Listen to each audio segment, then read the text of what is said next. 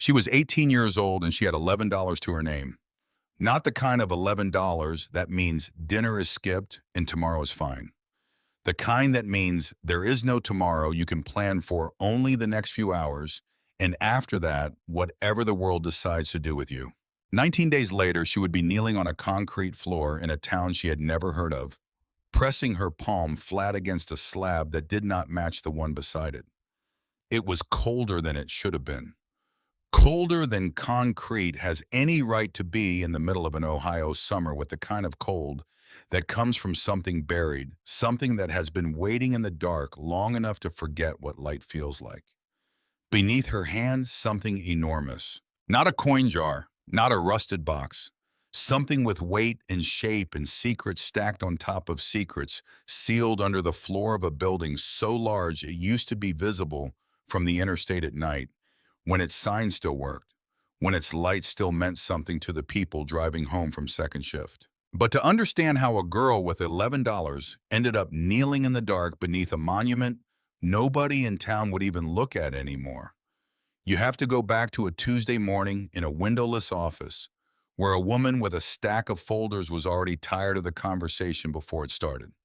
If you have ever been told that your time in a place was up and that the decision had already been made without you, you already know what that room felt like. The office smelled like burnt coffee and the particular staleness of carpet that had absorbed too many hard conversations. Ms. Radford did not look up when Sadie sat down. She had a stack of folders arranged in the order she planned to close them, and Sadie's was near the top. "You turned 18 on the 9th, Ms. Radford said. "The state's obligation to house you ends today. Your bed's already been reassigned." She said it the way you might read a weather report. Not cruel, just finished. Sadie did not ask her to repeat it. She had learned across 5 placements in 11 years in the system that repeating bad news does not make it smaller. It only makes the person delivering it more uncomfortable, and discomfort in a caseworker rarely worked in your favor. The folder that slid across the desk was thin enough to hold in one hand without feeling its weight. 18 years of a life, and it weighed less than a paperback novel. Inside, a birth certificate with no father listed, a mother's name Rita Whitcomb, and beneath it deceased with a year that made Sadie do the math she had done 100 times before. She had been 3 when her mother died. 3 when a woman working the night shift at a diner 2 counties over found a toddler asleep behind a dumpster wrapped in a coat that did not belong to a child. There was a photograph, too, faded at the corners from years of handling by people who were not her. A little girl, maybe 3 years old, sitting cross-legged on a floor with a pattern she didn't recognize, holding a small red plastic bowling pin like it was the only solid thing left in the world. Behind her, out of focus, a long room stretched towards some kind of light she couldn't place. She had looked at that photograph more times than she could count and never understood what it was showing her. She never asked where it had come from. In 11 years of moving between homes that were never actually home, she had learned that some questions only open doors you can't afford to walk through. 5 placements. The first lasted 8 months. The longest lasted 2 years, 3 months, and it ended the way most of them ended. Not with a fight, not with an accusation, just a phone call from a caseworker saying the family had decided they could no longer accommodate her, and a bag already packed on the porch by the time she got home from school. The last placement ended 6 weeks before her birthday. The foster mother needed the bedroom for a niece who was moving in. Sadie had packed in 11 minutes. She had gotten fast at it. 2 shirts, a pair of jeans, underwear, a toothbrush, the photograph, a dead phone with a cracked screen, and in the front pocket of a canvas backpack that had been her mother's folded so many times, the creases had gone soft, a check for $11.40. Her remaining state allowance closed out final. "Is there someone you can call?" Ms. Radford asked, the way people ask questions they already know the answer to. "I'll figure it out." Something moved behind the woman's face. Not sympathy exactly, recognition. She had said this sentence to 100 kids leaving this office, and she would say it to 100 more, and every one of them said the same 3 words back to her, and every one of them believed it a little less than the one before. The hallway outside smelled like floor cleaner, and the particular stillness of a place where no room ever really belongs to anyone. A door closed behind her with the sound of a sentence nobody had bothered finishing. Outside, the sky was the flat gray of late spring in a state that couldn't decide if winter was over. She stood on the sidewalk. Left led toward a strip of fast food restaurants in a parking lot. Right led toward the highway overpass. She had learned exactly one skill in 11 years that no home could take from her: how to read a room before she walked into it, how to pack fast, how to leave without expecting anyone to follow. Nobody followed. She went left because the sun was there, and warmth was the only thing in this world that didn't cost money yet. The first week taught her what the group homes never had to. That hunger runs on a schedule you can learn if you're patient and paying attention. That cold does not run on any schedule at all. She found a heating vent behind the public library by walking the building's perimeter twice palm against the brick until she found the one patch of wall that felt like it was breathing. She slept there for 6 nights back against warm concrete backpack under her head, listening to the traffic thin out after midnight into a silence so complete she could hear her own pulse. She ate at a church soup kitchen on the days it opened. On the other days, she did math. A loaf of bread torn in half lasted 3 days if she was careful. A jar of peanut butter spread thin with a plastic spoon she kept in her pocket stretched to 5. She learned to wash a shirt in a gas station bathroom sink at 3 in the morning, wringing it out under a flickering fluorescent tube while a moth beat itself softly against the fixture, as if it too was trying to find its way back to something warm. By the second week, she had $4 left, and the math simply stopped working. You cannot eat and exist at the same time on $4. Something has to give, and it is never the existing. Her phone died on a Tuesday, and there was no version of the world in which she could justify 75 cents an hour to charge it. Without it, she missed the soup kitchen's new schedule, moved without warning to a church basement across town, and walked 14 blocks for a locked door and a taped-up sign she couldn't read from that distance. She drank from a park fountain that day. The water tasted like old pipes and made her stomach hurt for an hour afterward, and she stood there next to it for a long while, not because she needed to, but because she couldn't remember the last time anyone had said her name out loud. And the silence had started to feel like something she needed to lean against. Has there ever been a stretch of your life where you went days without anyone saying your name? Not a stranger's greeting. Your actual name spoken by someone who knew you. If you have, you already understand the particular kind of quiet Sadie was walking through. She started walking without a destination which had become its own kind of destination, away from the last place that told her to leave. That was the pattern of her whole life if she was honest with herself, sitting somewhere along a 2-lane road with her feet aching in shoes that had stopped fitting a year ago. Every ending she had ever known began the same way: somebody else, deciding that the space she occupied was needed for something more important than her. A trucker heading south picked her up outside a rest stop, hauling a flatbed of steel roofing panels, bound for a construction supplier 3 states away. He didn't ask questions. He turned up a country station just loud enough to fill the silence, and let her watch Ohio scroll past the window dollar stores with half their letters burned out, gas stations with hand-painted prices, churches with packed lots beside empty storefronts, towns that all seemed to be quietly deciding whether or not they were still towns. He dropped her at a crossroads outside a place called Corbin Falls. The population sign read 4,110, though the main street made that number feel generous, like a figure nobody had bothered updating in a decade. She walked past a barber shop with a hand-lettered closed sign yellowing in the window, a hardware store with a light on, despite the hour, a diner with steam fogging the glass. At the end of the block sat a squat brick town hall with a bulletin board out front, papered over with flyers.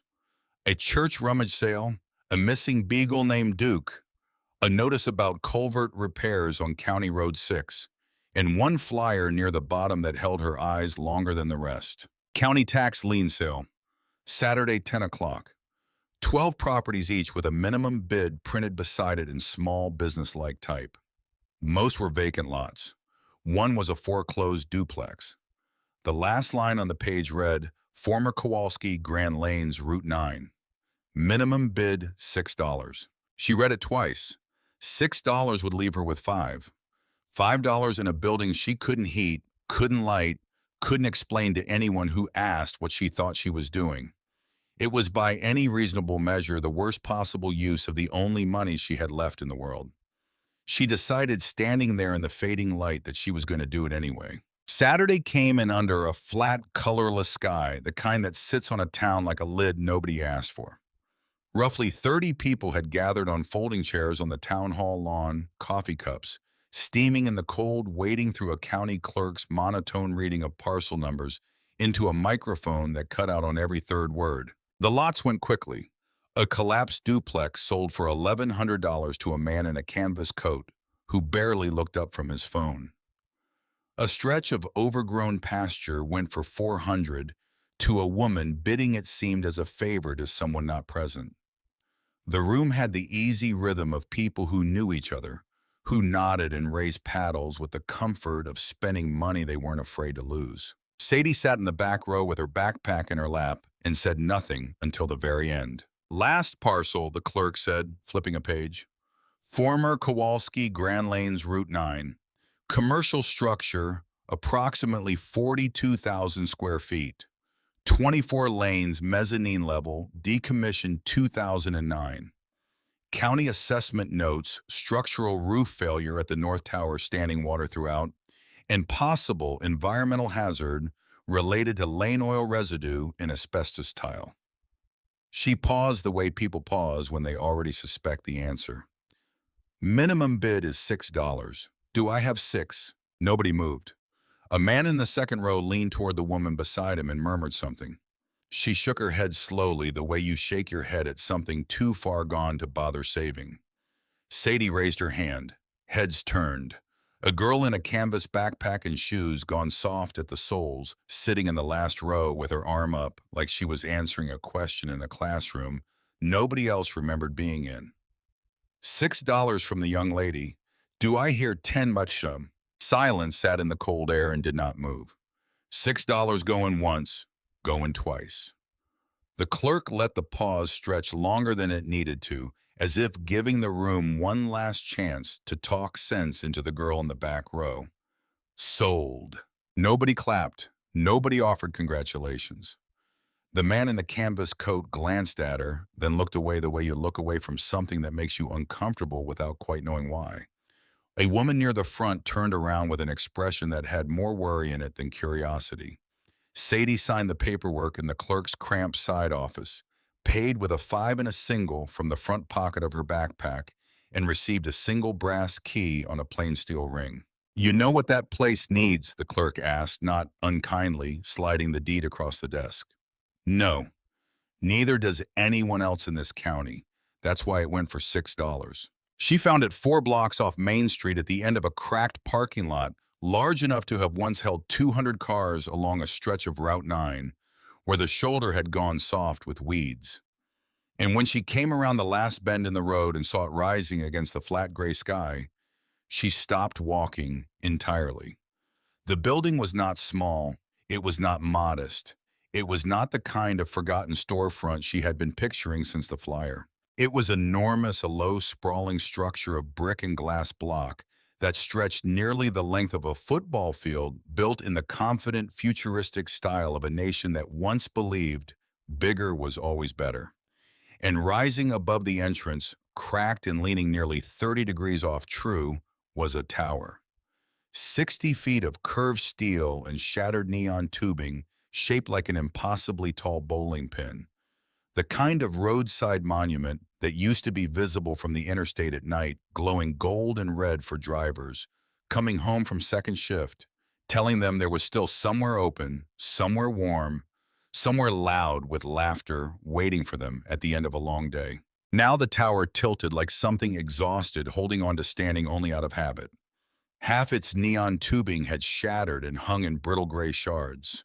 Beneath it, block letters spelling Kowalski Grand Lanes had faded to the color of old newspaper, 3 letters missing entirely, as if the building itself had started forgetting its own name. Vines had claimed the eastern wing, completely curling through broken glass block windows and up support columns shaped in the swooping atomic age curves that used to mean the future had arrived, and it looked like this.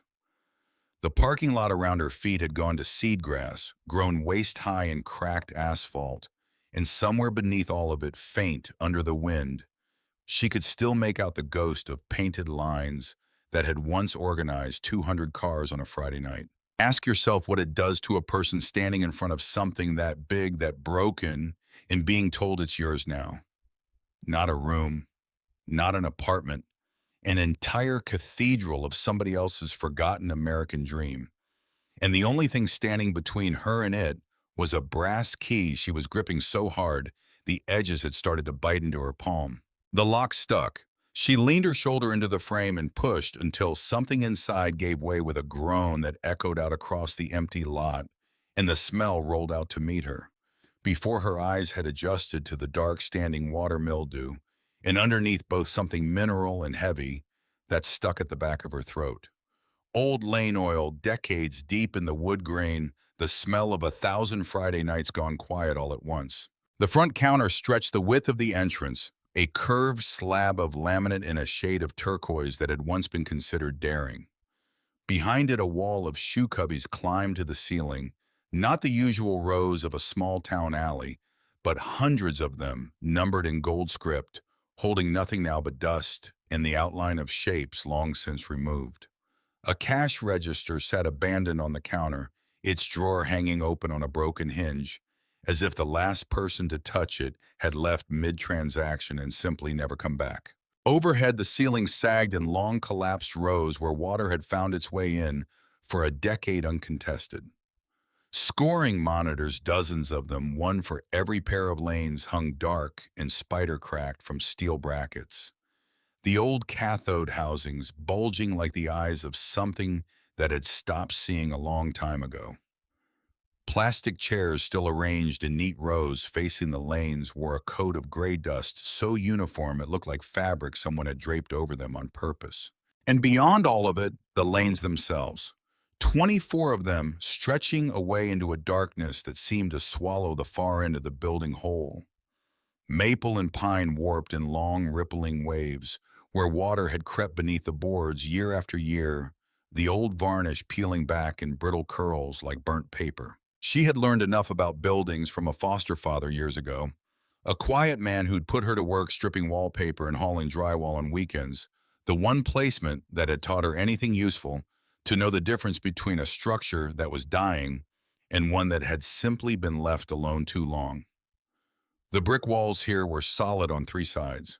The steel roof trusses, visible where ceiling tile had fallen away, showed surface rust and nothing worse. The concrete beneath the lane beds, where she could see it through gaps in the ruined flooring, sat level and sound. This building had not died. It had been abandoned mid-breath, and it had simply been waiting, the way certain places wait for someone to walk back through the door. She moved deeper into the concourse, past a mezzanine level. She hadn't expected a full second floor, glass-walled, overlooking the lanes clearly built for banquets and league dinners and birthday parties, its ballroom floor now buckled, and its chandelier fixtures dangling by bare wire. Whoever had built this place had not built a bowling alley. They had built a monument to a Friday night, the biggest one this stretch of Ohio had ever seen. And somewhere along the way, the town around it had gotten smaller, while the building stayed exactly, tragically the same size. On the wall near the mezzanine stairs, half hidden behind a fallen ceiling panel, she found photographs.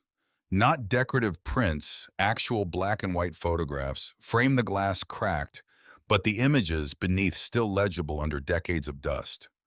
A young man in a soldier's uniform squinting into a hard foreign sundog tags, visible at his collar. The same man, older now, standing in front of a half-built structure with his hands on his hips and an expression of a man who had decided once and for all that this was going to be his. A grand opening photo ribbon cut a crowd of perhaps 300 people spilling out across a parking lot that had back then been full. A small brass plate beneath the last photograph read Walter Kowalski, founder, 1971. She stood there a long moment, dust drifting lazily in the pale light coming through the broken glass block windows, and felt something she couldn't quite name. Not curiosity exactly. Something closer to recognition, the sense you get walking into a room and realizing somehow that the room has been expecting you. A man had built something enormous here, out of nothing but his own hands, and whatever he'd carried home from a war, most people her age couldn't find on a map. And somewhere between that ribbon-cutting photograph and the silence she was standing in now, all 300 of those people had stopped coming, and nobody in Corbin Falls had bothered to say why. She walked the lanes one at a time, palm trailing along the rail dividers, cataloging the damage the way she'd catalog anything quietly, thoroughly, without letting herself feel any of it yet. Lanes 1 through 6, warped boards, pooled water at the gutters, damage even and unremarkable. Lanes 8 through 20 more of the same water, finding its level the way water always does. Lane 7 was different. The maple flooring here had not simply warped. It had split and buckled upward in the center, pushed from below as if something underneath had swelled or shifted, with enough force to break the boards apart rather than simply rot them through. Through the gap in the pale light filtering down from a broken skylight 2 floors up, she could see the concrete beneath, and the concrete at Lane 7 did not match the concrete around it. It was newer, smoother, a poured rectangle roughly 2 feet by 3, its edges refusing to blend into the surrounding slab, no matter how many years had passed since it was laid down. The color sat just slightly wrong against the rest of the floor, the way a scar sits slightly wrong against skin. She knelt beside the gap and pressed her palm flat against it.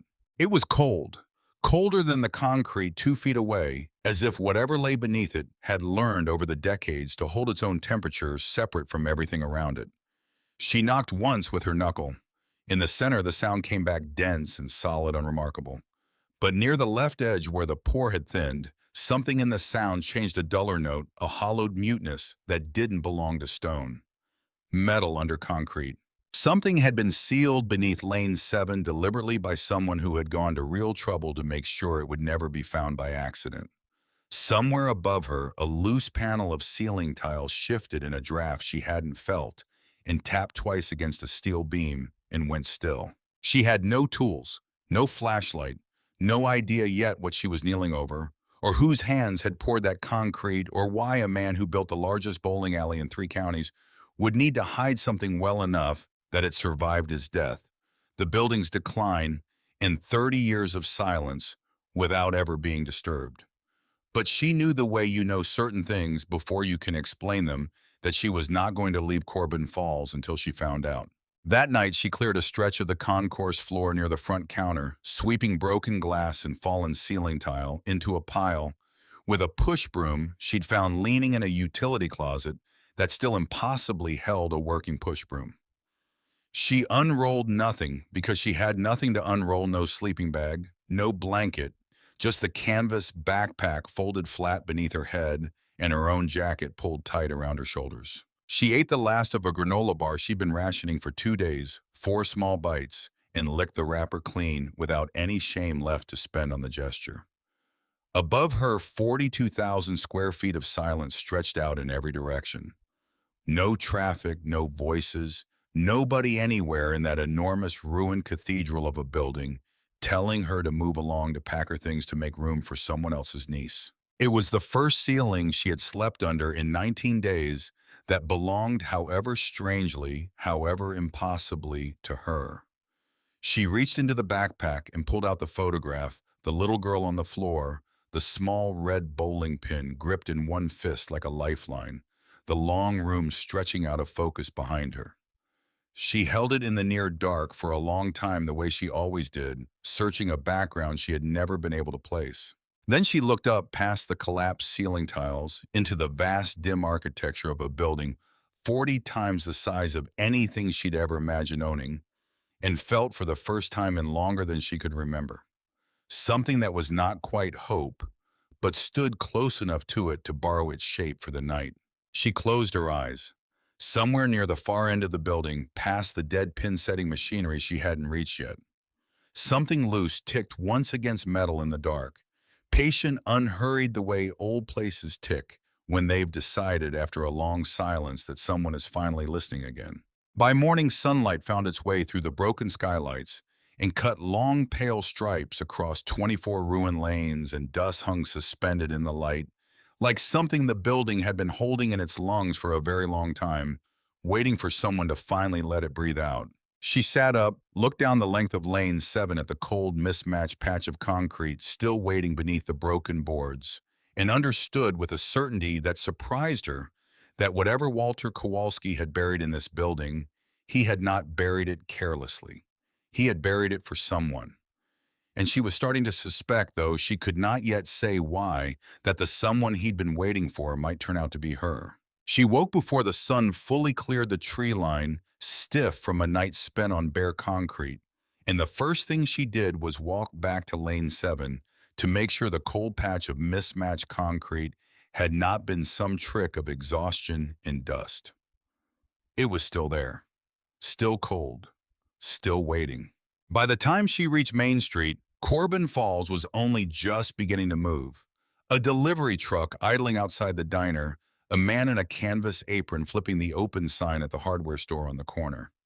She stood outside that store for a full minute before she made herself go in, because asking a stranger for tools when you have $5 left in the world requires a particular kind of nerve, the kind you only find after you've already lost everything easier to lose. A bell over the door announced her. The man behind the counter was broad through the shoulders, in the way of someone who had spent 40 years lifting things other people couldn't, with reading glasses pushed up into gray hair and a radio somewhere in the back playing low-static lace country. He looked up, took in the dust on her jeans, the backpack, the particular exhaustion of someone who had slept somewhere they shouldn't have. "Help you find something. I need a sledgehammer," Sadie said, "and a cold chisel if you got one." He came around the counter without hurrying and walked her down a narrow aisle stacked floor to ceiling with fasteners and paint cans arranged in a logic only he understood. He pulled a 12-pound sledge off a wall rack and set it in her hands. "That one's 35 even," he said. "Chisels are on the end cap, $3 and change." She turned the handle over once and looked at the price sticker, and there was no version of pretending that made sense. "I have $5, she said. There didn't seem to be any point dressing it up. He looked at her for a long moment. Then he looked past her out the front window toward the shattered neon tower rising crooked over the rooftops 4 blocks down, the only building in Corbin Falls tall enough to be visible from where they stood. "You're the one who bought the lanes." It wasn't a question, and she didn't answer it like one. He was quiet, another beat, weighing something behind his eyes. Then he pulled the sledgehammer back toward himself, tucked it under one arm, and reached for a cold chisel off the end cap without being asked twice. "Take them both. Bring them back when you're done." He held out his free hand. "Hank Sutter." "Sadie." She shook it. His grip was the kind that had spent a lifetime holding things steady. "Don't thank me," he said before she'd even opened her mouth to try. "Just don't lose my chisel." He walked her to the door himself, and just before she stepped back out into the gray morning light, he stopped at a small refrigerator behind the register and pulled out a paper sack folded twice at the top. "Wife makes extra," he said, setting it on the counter beside the tools. "Don't read into it." 2 acts of quiet kindness from a stranger before 9 in the morning, and Sadie had learned across 11 years in 5 different houses that were never quite homes that people rarely explained kindness when they offered it. They just handed it over and moved on to the next thing, as if pausing to acknowledge it might somehow use it up. She carried the sledgehammer and the paper sack back down Main Street past the diner, where a woman in a flour-dusted apron watched her through the fog glass, a beat too long, and into the enormous hollow quiet of Kowalski Grand Lanes. She ate half the sandwich standing at the front counter, turkey, thick-cut, better bread than she'd tasted in weeks, and saved the rest for later, folded carefully back into the paper. Then she walked to Lane 7 and got to work. The remaining maple boards came up in pieces under short, controlled swings, the way a foster father years ago had taught her to break drywall before hauling it to the curb. Not wild, not wasteful, just patient, deliberate force applied exactly where it was needed. Old lane oil trapped in the wood grain for decades, released with each splintering crack, a thick mineral smell that hung motionless in air that hadn't moved in years. Beneath the wood, the concrete lay fully exposed now. The rectangle, roughly 2 feet by 3, smoother and paler than the slab around it, its edges cut clean by someone who had known exactly what they were doing and had taken their time doing it.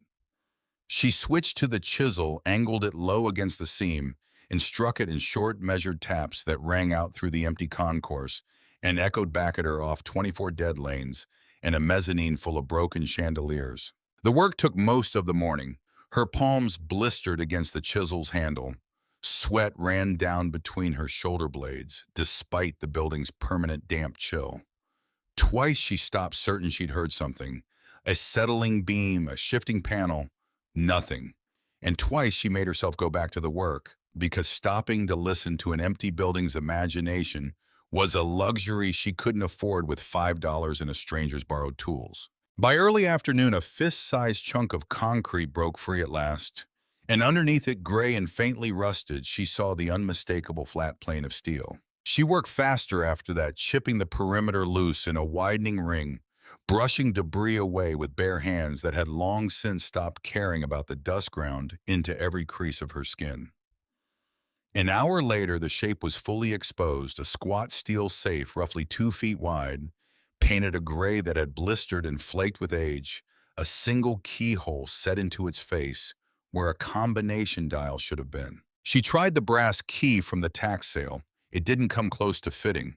Too wide, too plain, cut for a door lock, and nothing more sophisticated than that. She sat back on the edge of lane, 6 arms trembling, and looked at what she'd uncovered. Whatever waited inside that safe had been sealed there by someone who intended for it to stay hidden, possibly forever, possibly only until the right person came looking. If you found something buried this deliberately, this carefully, would you already know in your gut that it wasn't an accident someone had forgotten about, that it had been left there on purpose, waiting? She crossed the street again, dust in her hair, one palm split open and stinging, and found Hank pricing a shipment of deck screws near the back of his store. "I need bolt cutters," she said. He straightened slowly. "What did you find?" "A safe under lane 7. He didn't ask a single follow-up question. He simply reached for a pair of long-handled bolt cutters off the wall, pulled his jacket off a hook by the register, and flipped his own sign to back in 20 minutes without a trace of hesitation, as if this were exactly the kind of interruption a man his age had been quietly hoping for. They crossed the street together in silence. Hank ducked through the ruined front doorway of Kowalski Grand Lanes and walked the length of the concourse toward lane 7. Without a word, his boots crunching over broken ceiling tile. His eyes moving once briefly up toward the leaning neon tower visible through a gap in the roofline, the way a man's eyes move over an old photograph of someone he used to know. He knelt beside the safe. He let a breath out slowly before he spoke. "Walter always said this whole place was his lucky building," Hank said mostly to himself. Figured he meant the bar receipts.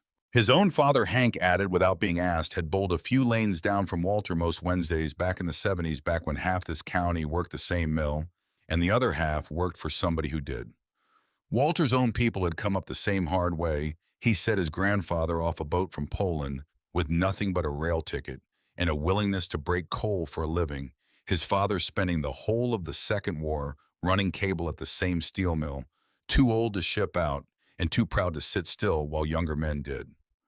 Walter himself had gone to Korea at 20, came home at 23 with a duffel bag and a temper he mostly kept to himself, and spent the better part of 2 decades after that working mill hours and saving every spare dollar until he had enough to build something that belonged to nobody but him.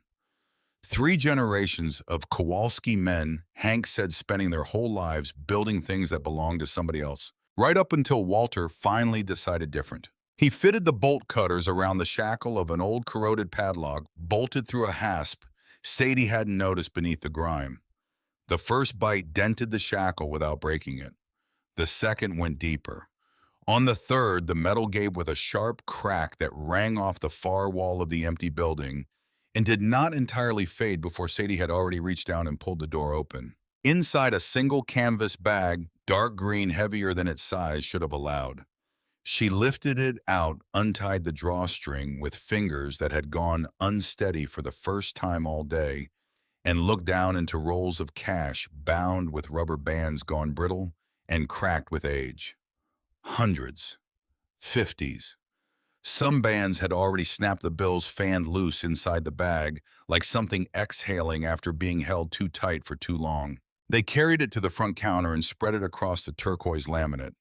Hank found an old scorecard behind the register and tallied while Sadie sorted, and the two of them worked in a silence that had nothing awkward in it at all, just the low, steady rhythm of two people quietly confirming that something impossible had in fact just happened. $83,000. Sadie stood there with her blistered palm throbbing and looked at more money than she had ever seen in one place in her life, spread across a counter in a building she had bought for $6 less than 48 hours earlier, and felt strangely, deliberately calm. Maybe because she'd never held anything worth trembling over before. Maybe because some part of her, some quiet, unspoken part, understood already that this was not the end of what Lane 7 had to say. Somebody buried that under a bowling lane and poured concrete over it, Hank said, looking at the money and then at the ragged hole in the floor. That's not forgetting something. That's planning for it. Sadie didn't answer right away. She was looking past the money down the long, dark corridor of dead lanes stretching toward the mezzanine, thinking about a man in a soldier's uniform, in a cracked photograph on the wall, and a name Walter Kowalski found her 1971 that had suddenly stopped being a brass plaque and started being a person she needed to understand.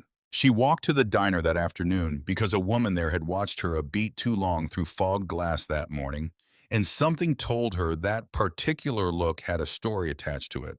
The diner was small, 8 tables, a long counter lined with stools, a kitchen visible through a pass window where a radio played gospel low enough to be background rather than intrusion. 2 men sat at the counter over coffee that had gone cold an hour ago. The woman in the flour-dusted apron was wiping down the register when Sadie sat down. She brought coffee without being asked. Black steaming set down without ceremony. "Doris Malone," she said. "I own this place. Saw you crossing the street this morning looking like you'd been wrestling a building." "I found a safe under lane 7, Sadie said. She didn't mention the number. "I need to know about Walter Kowalski." Something shifted behind Doris's expression, the easy warmth she'd walked over with, folding into something more careful, more considered, the look of a woman deciding how much of a long story a stranger actually deserves. "Walter built that place in 1971, she said, finally wiping her hands on her apron, though they were already dry. "Came back from Korea in '53 with nothing but a duffel bag and a temper he kept mostly to himself. Worked steel mill hours for damn near 2 decades, saving every spare dollar, and then one day just decided this town needed something bigger than anything within 80 miles of it." She said it like a fact she'd repeated many times, worn smooth at the edges from handling. 24 lanes, a ballroom upstairs for wedding receptions and league banquets. That tower out front, you could see it lit up from the interstate at night, red and gold, like the whole building was on fire in the best way a building can be. She paused, arms crossed now, looking somewhere past Sadie's shoulder toward a version of the building that no longer existed anywhere except in memory. For 20 years, that place was the center of this county. Friday nights, you couldn't get a lane without calling ahead 3 days. Saturday mornings, any kid in this town bowled for free, 9 to noon every week, rain or shine, paid straight out of Walter's own pocket. He sponsored the high school team, ran fundraisers for the volunteer fire department. Man never once let anybody see him do a kind thing. He just did them quiet and moved on before you could thank him properly. She exhaled slowly. Walter Kowalski was the most generous man this town ever had, and also the most private. Those two things lived in him at the same time and never seemed to fight each other. Have you ever known someone like that? Someone who gave everything and never once asked to be thanked for it? If you have, you already understand why a whole town might still be talking about a man 3 decades after he stopped walking through it. What happened to it? Sadie asked. Doris's jaw tightened just slightly. The IRS happened to it. Late 80s, they came in hard on cash-heavy businesses all through this part of the state, bowling alleys, laundromats, anywhere that handled a lot of bills and not enough paper trail. They said Walter'd been underreporting for years. Walter swore up and down his books were clean, said he'd signed nothing that admitted otherwise. She shook her head slowly. Investigation dragged 2 full years. Lawyers, auditors going through every receipt the man had kept since the day he poured the foundation. 3 weeks before it was set to go to trial, Walter had a heart attack. Alone. Right out there on Lane 7, late at night, cleaning crew found him the next morning. The diner had gone quiet around them. Even the 2 men at the counter had stopped their conversation, the way people go still around a story they've heard before, but never tire of respecting. After he passed, his wife Wanda tried to keep the doors open. But the IRS doesn't stop a case just because the man at the center of it does. They froze every account he had. She couldn't make payroll, couldn't pay the electric, closed the place for good within 2 years. Doris's voice dropped quieter now, the practiced ease gone out of it entirely. Sat boarded up a good while after that. Then somebody from the next county picked up the lease around 96, ran it cheap for another decade or so. Cheaper lanes, thinner crowds, until he gave up on it too, right around 2009. Been empty ever since. She shook her head. Took $110,000 off Wanda over the better part of those first years, though. Penalties, interest. She sold the house, sold the car, ended up moving in with a niece 2 towns over for a while, and when that fell through, she landed in the care facility out on Route 12, where she's been for longer than I like to think about. Is she still alive? 84 years old, sharp as a tack, mean as a hornet if you cross her. For the first time, something like a smile crossed Doris's face. You go see her, tell her Doris sent you, and tell her whatever you found in that floor, she deserves to hear it from somebody before she doesn't have the years left to hear much of anything at all. Sadie finished her coffee, slowly turning the cup in both hands, thinking about a man who had built the largest, brightest building in 3 counties out of nothing but a war behind him, and a stubborn refusal to let anyone see him struggle, and about how that same stubbornness had ended up costing his wife everything he'd spent a lifetime building. She thought about the cold spot beneath Lane 7 and the $83,000 now stacked in a torn paper bag under the front counter of a building she owned, and understood with a clarity that settled somewhere deep in her chest that this was not simply money someone had forgotten about. This was a decision a frightened man had made in the dark, and somebody else had spent 30 years paying for it in the daylight. Hank drove her out to the care facility the next morning in a pickup old enough that the dashboard had cracked clean through down the middle, the radio locked permanently onto a single AM station that faded in and out with the hills. He didn't come inside. He said he'd wait in the lot, and something in the way he said it told her this wasn't the first time he'd made that particular offer to someone who needed to walk through those doors alone. The facility sat at the edge of the next town over a long, low brick building with a circular drive and a flagpole out front, the flag hanging still in air with no wind in it at all. Inside, the hallway smelled like floor cleaner, laid over something sweeter. Lavender, maybe fighting a losing battle against institutional quiet. Wanda Kowalski, Sadie told the woman at the front desk. Room 14, down the hall, last door on the left. The hallway was fluorescent lit handrails running the length of both walls. Doors open on either side onto rooms that held the backs of heads turned toward televisions. Nobody seemed to be watching. It was the particular quiet of a building that wasn't peaceful so much as managed the way certain places become quiet when nobody expects anything more to happen in them. Room 14's door stood half open. A woman sat in a chair by the window looking out at a parking lot that offered nothing worth looking at. Small, silver-haired hands resting on the arms of her chair with the faintest visible tremor. But when she turned her head at the sound of footsteps, her eyes were sharp behind wire-rimmed glasses, taking Sadie's measure with the unhurried thoroughness of someone who had long since stopped wasting energy on people who didn't matter. My name's Sadie Whitcomb, she said. I bought the bowling alley at the tax sale a few days ago. Wanda studied her for a long moment. Her expression didn't change. "Sit down," she said finally. Sadie sat in the only other chair in the room, a straight-backed wooden thing with a thin cushion, and did not immediately say how much she had found.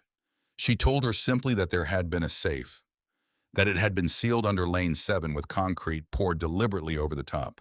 Wanda went very still. Her hand stopped trembling entirely, the way a hand goes steady when something finally matters enough to hold itself together for. "Walter knew they were coming for him," she said at last, her voice low and level. The voice of someone who had waited 3 decades to say these particular words out loud to somebody who could actually hear them. "The last year before he died, he was moving money.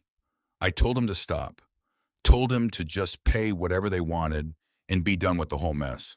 She folded her hands in her lap. He wouldn't hear it. Said paying it would mean admitting he'd done something wrong, and he hadn't, and he wasn't going to spend the rest of his life agreeing with people who were lying about him. She looked out the window a long moment before continuing. He watched 3 friends of his lose absolutely everything in investigations just like his. Men who ran clean businesses same as he did. The government froze their accounts before there was ever a trial, and by the time the courts sorted any of it out, the money was long gone. The houses were gone. He swore that wasn't happening to us. Consider for a moment what it must be like to watch someone you love make a decision out of fear that ends up costing you everything decades after they're no longer here to explain themselves. "He used to say if anything ever happened to him, the building would take care of me," Wanda said. And something moved briefly across her face, not quite a smile, something older and more complicated than that. "I thought he meant it the way you'd mean it about any business. Keep the doors open, the money keeps coming. I never once thought he meant it literally." She was quiet for a long moment, her eyes distant. "After he passed, I searched that whole building myself. Every closet, every cabinet in that office, the storage rooms behind the pin machines. It never once occurred to me to look under the lanes themselves. I didn't even know you could pour concrete under a lane bed without the whole crew noticing." She shook her head slowly. Walter noticed everything, and somehow nobody ever noticed Walter. The room held its silence for a while after that, the kind of silence that doesn't need filling. "There's more," Sadie said eventually. "I haven't opened everything yet. There's a metal tube sealed shut that we haven't been able to get into." Wanda's hands went still again, and for the first time since Sadie had walked in, something that looked almost like fear crossed her face. Not fear of bad news exactly, but fear of the particular weight that comes with finally getting an answer you've waited 30 years to receive. "Then you'd best go find out what's inside it," she said quietly. "I've waited 3 decades. I imagine I can wait one more day." That night back at the building with Hank's tools returned and a new set borrowed for the tube itself, Sadie slept on the concourse floor, again closer this time to the front doors, telling herself it was only because the section near Lane 7 still had exposed rebar poking through the broken boards. She woke twice before dawn to the low, unmistakable sound of an engine outside, moving slowly, deliberately, the way a car moves when someone behind the wheel isn't going anywhere in particular, but wants to be seen looking. Each time, by the time she'd gotten to the broken glass block window near the entrance, the road was empty, taillights already receding into the dark beyond the reach of the one working street lamp on the block. If you found something worth more than your entire life savings hidden in a building nobody else wanted, how long would it take before you started wondering who else knew it was there? She didn't mention the car to Hank the next morning. She wasn't entirely sure yet what there was to mention. He arrived just after sunrise with a welding torch riding in the bed of his truck, unloaded it without being asked, and set it on the concourse floor near Lane 7 with the same unhurried certainty he brought to everything. He handed her a pair of safety glasses, pulled on thick leather gloves, and knelt beside the sealed metal tube she'd left overnight on the front counter. The torch caught with a low hiss. Blue flame walked slowly along the welded seam at one end of the tube, the metal glowing first orange, then a pale, dangerous white spark scattering across the counter and dying before they could land on anything that mattered. The smell of hot steel filled the ruined front of the building, sharp and clean against the mildew smell that had settled into everything else. It took nearly 10 minutes.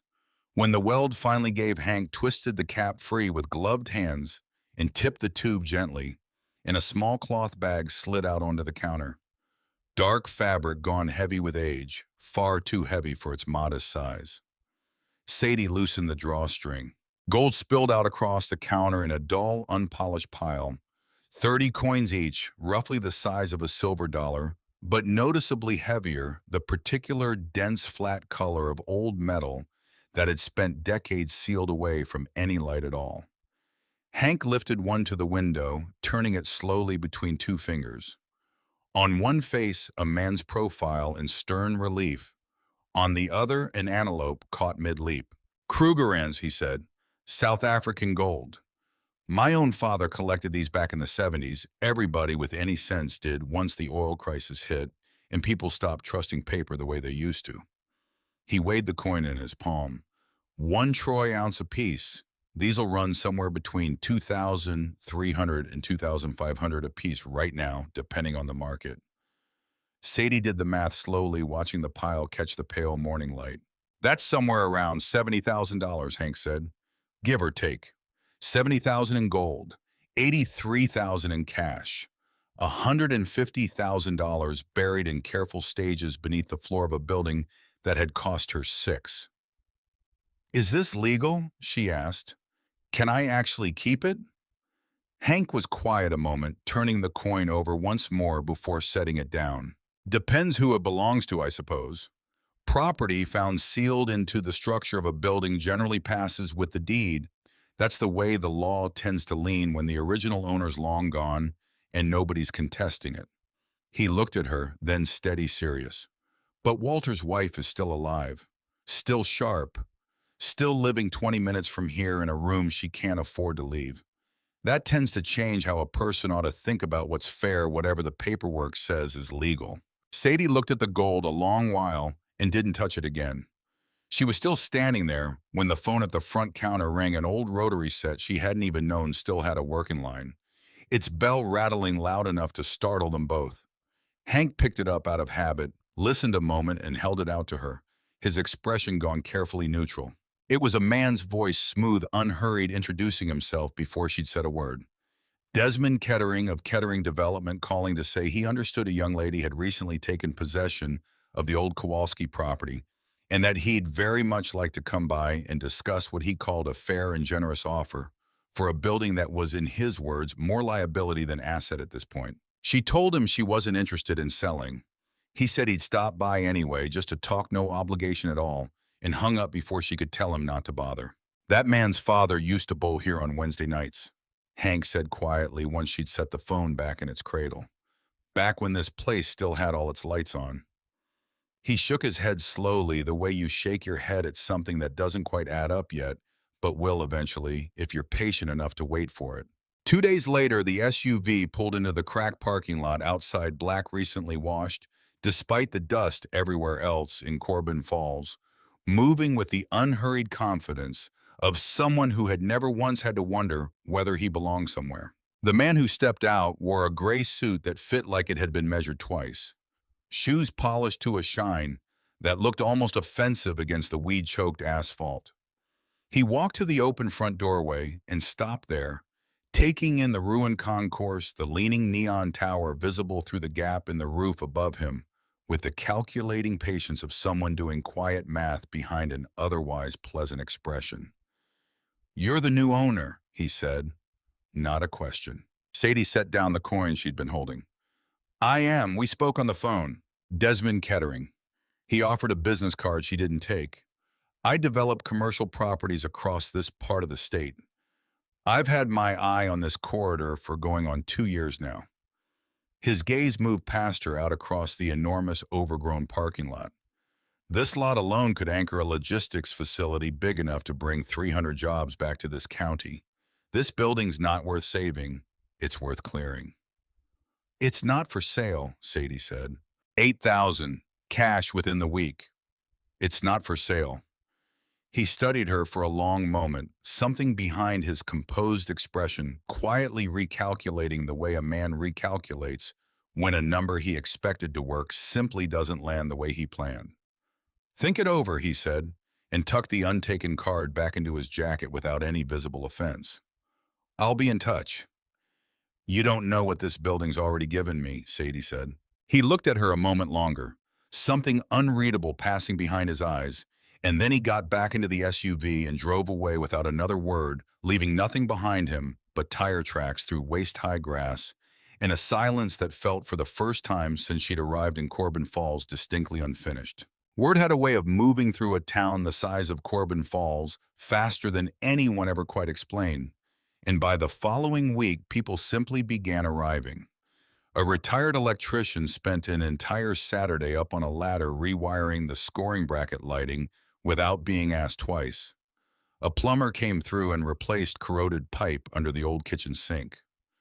A woman who ran the garden center on the edge of town left flats of marigolds by the front door with no note attached, as if the gesture explained itself. Each of them at some point during the day found a reason to walk down to Lane 7 and stand there a moment looking at the ragged hole in the floor, the way people stand in front of something that used to matter to them and are only now admitting it still does. Nobody said much about why they'd come.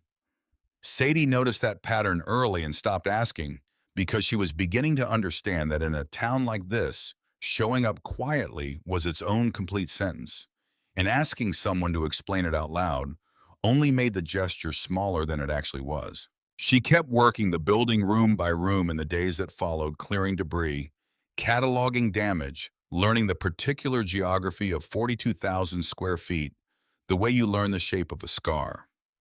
She found the mechanical room behind the pin decks where 24 sets of ancient pin-setting machinery sat, rusted but largely intact heavy iron arms frozen mid-cycle like something paused rather than broken. She found the mezzanine ballroom's back office still holding a locked filing cabinet nobody had bothered forcing open in 3 decades. And on a gray Tuesday afternoon, dragging the old bar counter away from the back wall to sweep behind it, she felt the counter's legs catch against something in the floor that had no business being there. Bolted flush into the concrete beneath where the counter had stood for 50 years, she found a second panel smaller than the one at Lane 7, but cut with the same deliberate precision, the same recessed handle worn smooth by a hand that had opened it more than once a long time ago. If a man goes to the trouble of hiding something once carefully permanently sealed under a bowling lane where nobody would ever think to look, what does it tell you when you find out he didn't stop at just the one hiding place? Storm clouds had already started gathering low over the tree line by the time she knelt down and hooked her fingers into the handle, the sky outside going the particular greenish-gray that this part of Ohio wore, right before it decided to remind everyone exactly how small they were. She pulled. The panel lifted, and beneath it a shallow compartment opened into darkness, and somewhere far off, thunder rolled once across the flat farmland surrounding Corbin Falls, like the building itself had been waiting for, exactly this moment, to finally let go of whatever it had been holding since 1971. The compartment went a foot deep, lined in concrete on every side, and sitting inside it, undisturbed by 3 decades of silence, was a tin box. The kind that once held Christmas cookies or holiday popcorn, its painted lid gone the dull rust orange of something that had been waiting far longer than tin was ever meant to wait. Thunder rolled again, closer now, and somewhere above her, a loose section of roofing rattled once against its frame. Sadie pried the lid free with the same chisel Hank had lent her days earlier, the hinge giving way with a groan of protest that seemed to echo the length of the empty concourse. Inside, more cash packed tight, bound in rubber bands that crumbled to powder the moment her fingers touched them. Hundreds, 50s, 20s, series dates from the late 70s stamped faint and faded across worn paper that had not seen daylight since before she was born. She carried the box to the front counter and spread the bundles out beside what remained of the gold, the way she'd done with the safe money days before. And this time she counted alone because Hank had gone home ahead of the storm, and there was nobody left in the building but her, and the sound of wind starting to press against the broken glass block windows. $197,000, more than twice what the safe alone had held. She sat back against the turquoise laminate counter and let that number settle into her, The way the cold from Lane 7's concrete had settled into her palm days earlier, slow and total and impossible to fully absorb in one sitting. But the money was not the only thing the tin box had been guarding. At the very bottom beneath the last bundle of cash lay an envelope, white gone yellow at the edges, sealed and on its face in small, careful handwriting, worn faint but still legible, 2 words in a single sentence. Wanda. When you find this, I'm sorry it took so long. She held it a long moment in the gray afternoon light, thunder rolling steadily closer now, rain beginning to tap against the roof in the first uneven notes of something that was going to get much worse before it got better. The seal was intact. Nobody had opened this letter in over 30 years. Walter Kowalski's handwriting, meant for his wife, written before he died, hidden in a place he must have believed she would eventually find. She never had. Sadie set the envelope down on the counter gently, the way you set down something that isn't yours to open. "This isn't mine to read," she said quietly to a building that had no one left in it to hear her say it. She was still standing there deciding what to do next when the roof over the mezzanine gave way. It happened without warning. A long groaning shriek of failing steel, and then a section of the old ballroom ceiling above the eastern wing simply folded inward water, and decades-old insulation crashing down through the second floor and onto the lanes below in a roar loud enough to send her stumbling backward against the counter, heart-slamming ears ringing in the sudden silence that followed. When the dust settled, rain was pouring directly through a jagged hole in the roofline, down through the ruined mezzanine, and onto lanes 11 and 12 in a steady gray curtain that hadn't been there an hour earlier. Picture it for a moment, nearly $200,000 sitting on a counter in a building you own outright, and in that very same afternoon, the building tries to fall down around you anyway. She spent that night not sleeping under the section of roof she trusted, watching rain gather in shallow lakes across the concourse floor, listening to old steel beams settle and groan overhead, and understanding for the first time with any real weight behind it that money buried in the ground meant nothing at all if the building on top of it collapsed before she could ever put the money to use. Hank arrived at first light, took one look at the wreckage above lane 11, and was on the phone with a roofer before Sadie had finished explaining what happened. 80,000, he said afterwards, standing beside her at the edge of the collapsed section, rain still dripping steadily through the gap above them. "That's roughly what it'll run you to shore up that whole east wing, properly tower included, before another storm finishes the job for good." 80,000 of the 150 she'd found. More than half of it gone before she'd spent a single dollar on anything else, before Wanda had seen a cent of it, before the letter in her pocket had even been delivered. She thought about Desmond Kettering's business card still sitting untouched on the front counter, where she'd refused to take it. $8,000 for the whole property. A number that had sounded insulting 3 days ago, and now standing beneath a hole in her own roof, with rain running down the back of her collar, sounded almost reasonable if she let herself think about it too long. She didn't let herself think about it too long. She drove to the care facility that afternoon in Hank's borrowed truck envelope, on the seat beside her farmland, scrolling past the windows in flat gray sheets of standing water from the storm. She didn't play the radio the whole way there. Wanda was in the same chair by the same window when Sadie walked in, and her eyes went straight to the envelope before Sadie had said a single word. "I found something else," Sadie said. "Under the bar this time. There was money with it. And this." She held the envelope out. Wanda's hand came up from the armrest, reached for it, and stopped an inch short. Fingers trembling, not the faint tremor Sadie had noticed on her first visit, but something deeper. Something that had clearly been waiting 30 years for exactly this moment, and had no idea now that it had arrived how to hold itself together. She took it at last, turned it over, ran one thumb slowly across the ink of her own name and her husband's handwriting, and closed her eyes for a long moment, the envelope pressed flat against her chest, like something she was afraid might disappear if she let it go. Then she opened it. 2 pages, handwritten front and back in the same careful blue ink. Wanda read them once in silence, lips pressed, thin jaw tightening slightly with each line. She read the second page, and then went back and read the first again, more slowly this time, as if she needed to be certain she hadn't imagined any of it. When she finished, she set the pages carefully in her lap. "Would you like me to read it to you?" she asked.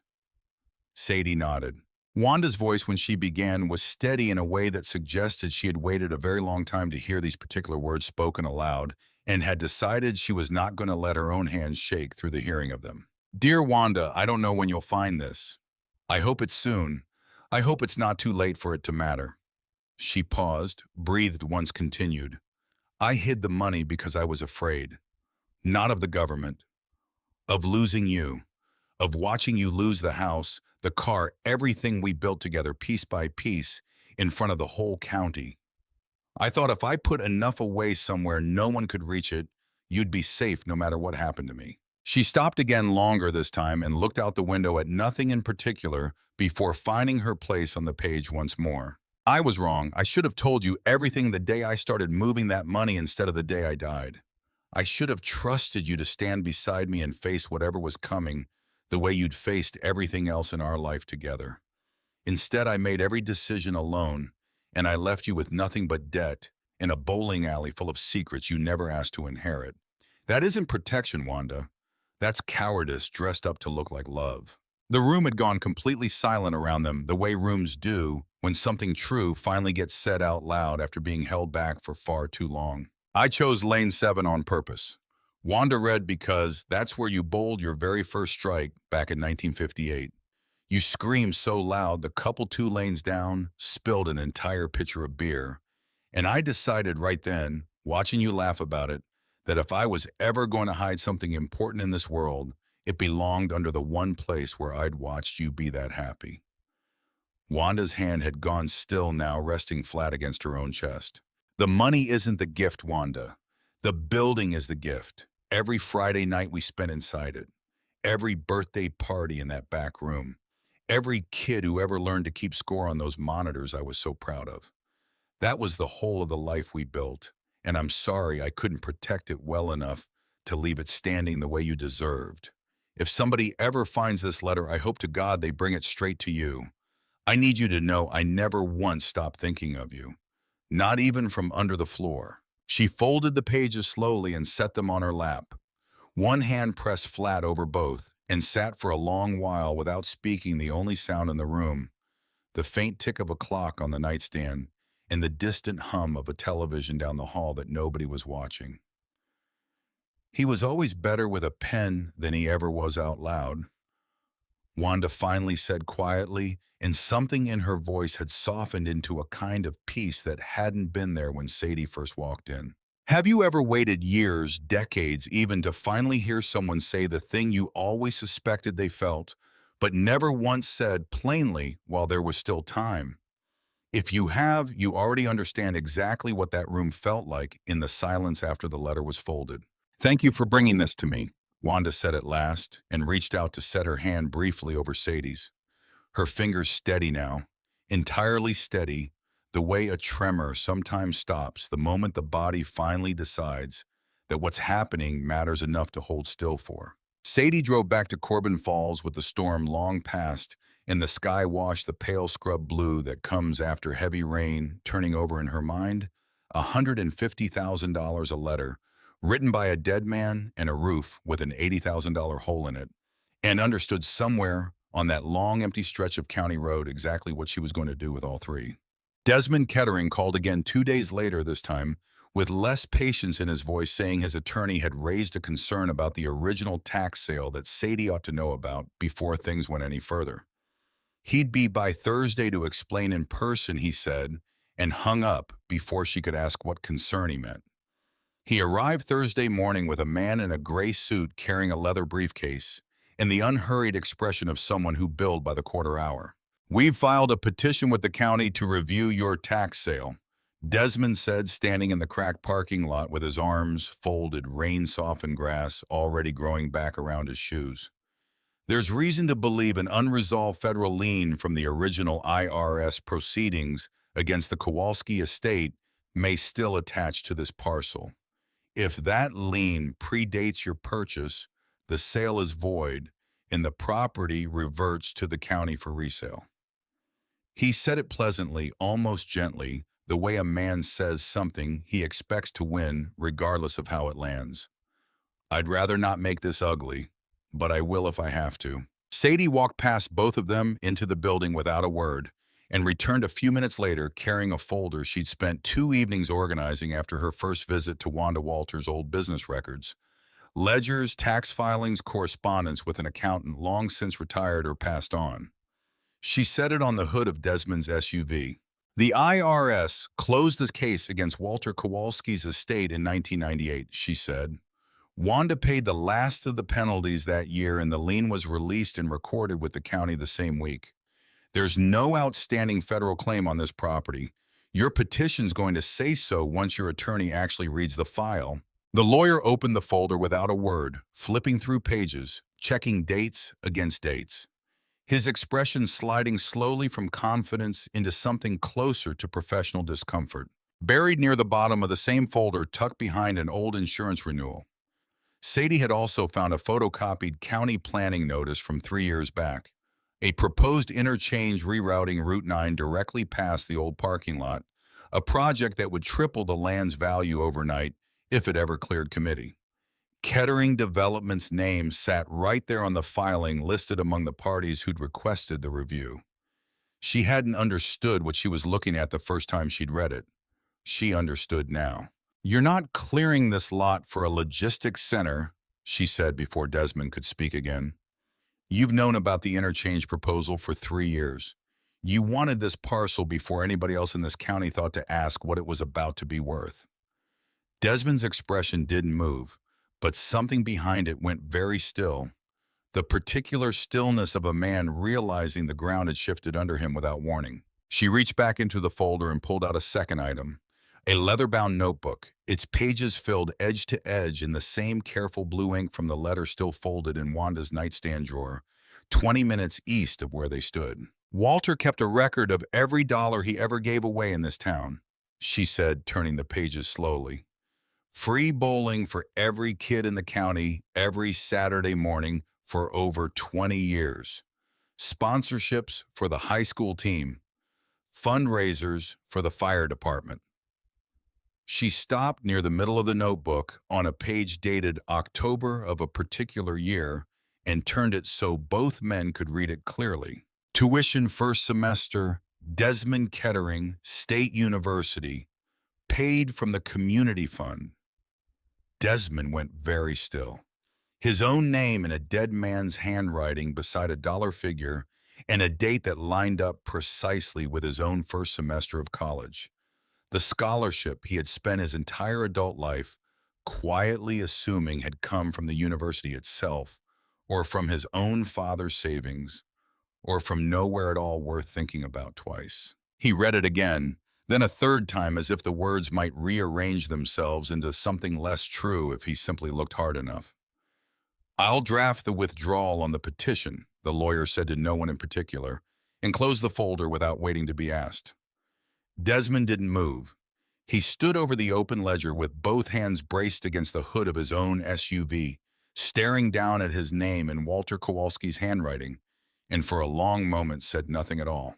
I didn't know, he finally said. Walter didn't tell people, Sadie said simply. That was the whole point of doing it that way. He stepped back from the truck, slowly walked to the building's front step, and sat down on it without seeming to decide to elbows braced on his knees staring at nothing. My father bowled here every Wednesday night, he said mostly to himself. Steel mill closed the year I turned 16. He never worked another steady job after that.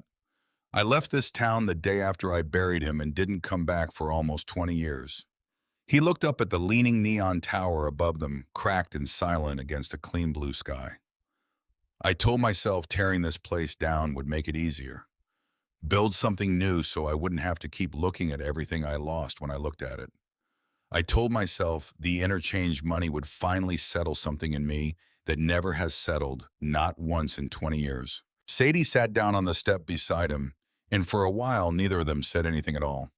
Two people looking out at a cracked parking lot in a town that had quietly been held together for decades by people who never once asked for credit. The people this town forgot, Sadie said eventually, turned out to be the ones who kept it standing the whole time. Desmond let a long breath go before he answered the afternoon sun slowly warming the brick behind them. "What are you going to do with this place?" he asked finally. She looked back over her shoulder at the open doorway at 24 lanes, stretching into shadow, at a building a stubborn man had filled with secrets, and an entire town had quietly filled with memory, all of it bought for $6 by a girl who had nowhere else in the world left to go. "I'm going to fix it," she said. He came back the following Saturday, not in the SUV, but in his own truck bed, loaded with lumber and a stack of oak planking for the ruined lane surfaces, and unloaded it without a word, without waiting to be thanked, the way people in this town seemed to have quietly agreed to do things for each other. The weeks that followed moved the way real repair always does, slower than anyone wants, steadier than anyone expects. Hank showed up before opening his own store most mornings, teaching Sadie to frame a stud wall properly, to run electrical conduit clean along a ceiling joist, to cut drywall around a pipe so the seam disappeared entirely if you took your time with it. "Your hands are learning faster than your head ever will," he told her once, holding a level against a stud she'd just set, watching the bubbles settle dead center. He didn't say anything else. He didn't have to. Doris brought food, nearly everyday sandwiches, some morning soup in a thermos on the colder ones, and never once asked if Sadie was hungry before setting it down and returning to the diner without ceremony. A retired electrician spent 6 hours on a ladder rewiring the scoring bracket lighting he'd started weeks earlier, unasked the second time as well. A plumber replaced the last of the corroded pipe in the kitchen. The woman from the garden center kept the marigolds coming along the curb, working slowly on her knees in a wide straw hat against the sun. Desmond found a used equipment dealer 2 states over with 6 working pin-setting units still in serviceable condition and drove his own truck out to collect them without being asked twice, and nobody in Corbin Falls watching him haul steel machinery through the front doors of the building his father used to bowl in seemed the least bit surprised. In the back of the building, past the mechanical room, Sadie built a small apartment with her own hands, and Hank's steady guidance, 1 room, a bathroom, a narrow kitchenette with a window overlooking the lanes. It took 3 weeks.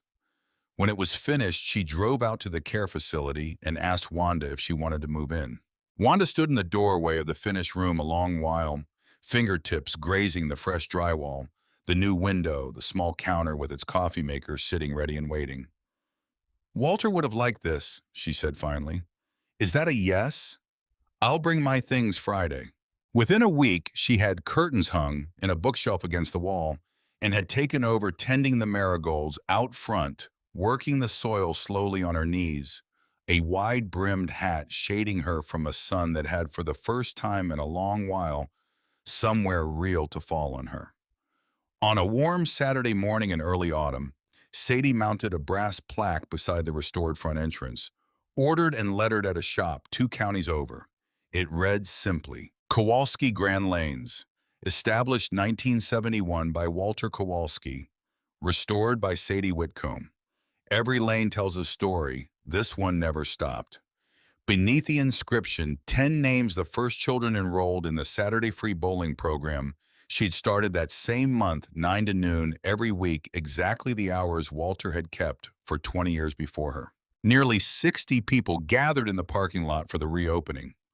Doris set up lemonade on the front counter. Hank stood near his truck with his arms crossed, saying little the way he said little about most things that mattered to him. Desmond stood at the edge of the crowd in work clothes rather than a suit, hands in his pockets, saying nothing at all.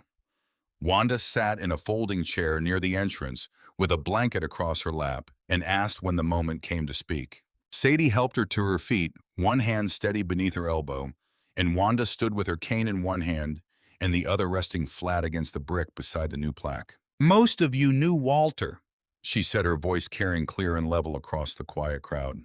"Some of you bowled here every Friday night of your working lives. Some of you had birthday parties in that ballroom upstairs. Some of your own children learned to keep score on those monitors hanging from the ceiling."